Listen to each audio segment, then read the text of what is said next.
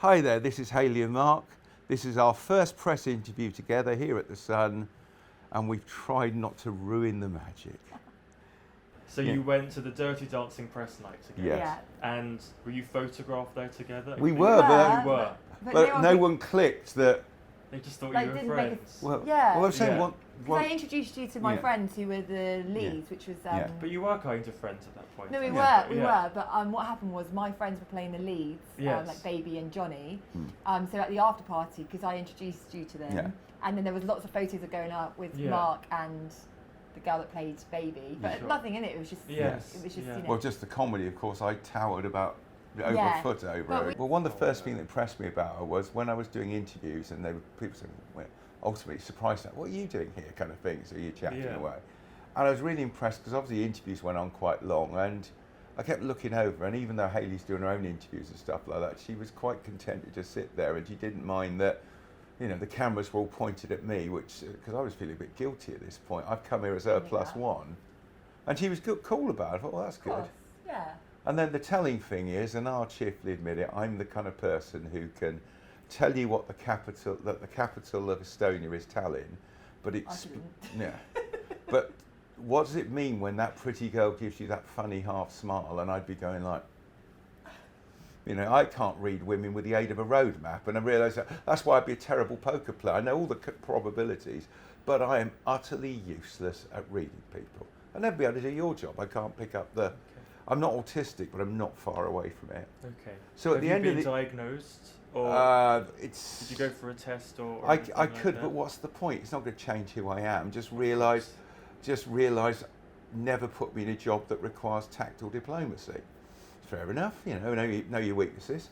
Yeah. But at the end of the evening, and this is what I mean, I'm going, I said, I really like her. I can't pick up a tell from her at all, whether she likes me or not. So I just say, let's take refuge in honesty. I said, look, I'm pretty impressed with her. I said, I really like you. Is there any chance of another date? Oh.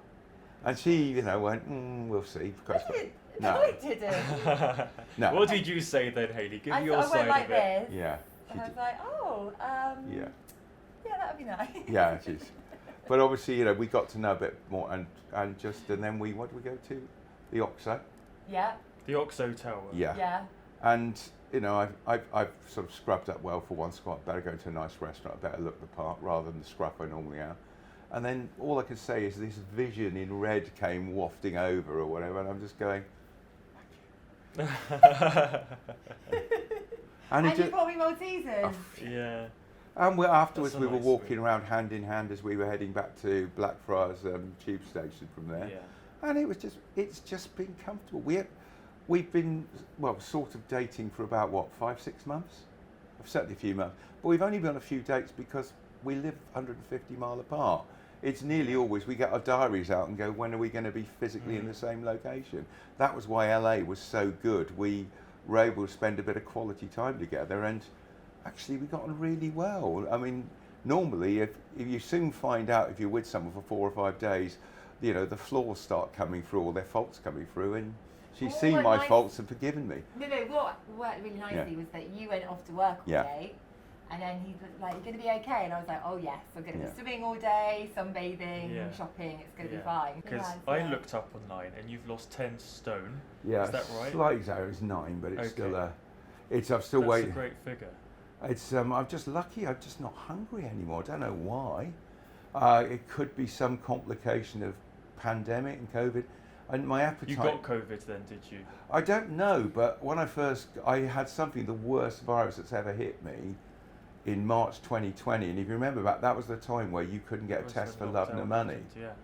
You only gave you a test if you were bad enough to get put in hospital, and I wasn't. I was exhausted, and my appetite never really recovered.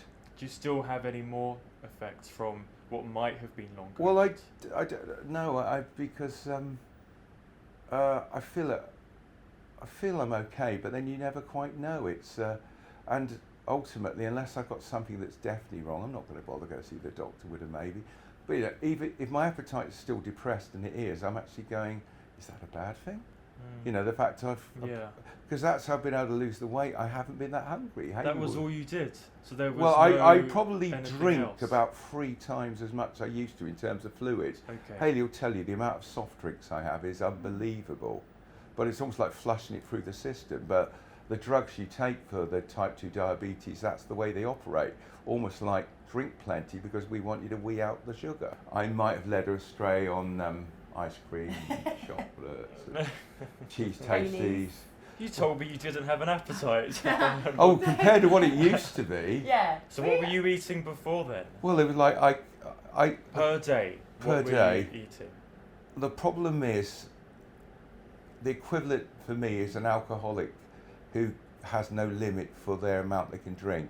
Well, in my case, there was no limit for the amount of chocolate I could eat. 10, 12 bars a day. I just was like, especially as a teacher, you just grabbed anything to keep you going. And you don't even realise it until you suddenly go. Ironically enough, I stopped playing rugby when I started working as a statistician for the Welsh Rugby Union back in 1996. And I'm put on 7, 8 stone in the next 2 years, and I didn't notice. That's the thing when you've got a really big frame, it just pads out, as it were, so it's not your clothes. And I've been single most of my life. I joke, I call myself a crap heterosexual, I'm just useless with women. So I was never in relationships, so you didn't have somebody saying, "Oi, mate, you're putting on a bit." And were they small chocolate bars or were they the full size? Any size from there to That's the problem. I even know, unfortunately, the reason, but it's called sense-specific satiety. And what it means is your belly can be absolutely full of, say, savoury, but you've still got room for a pudding.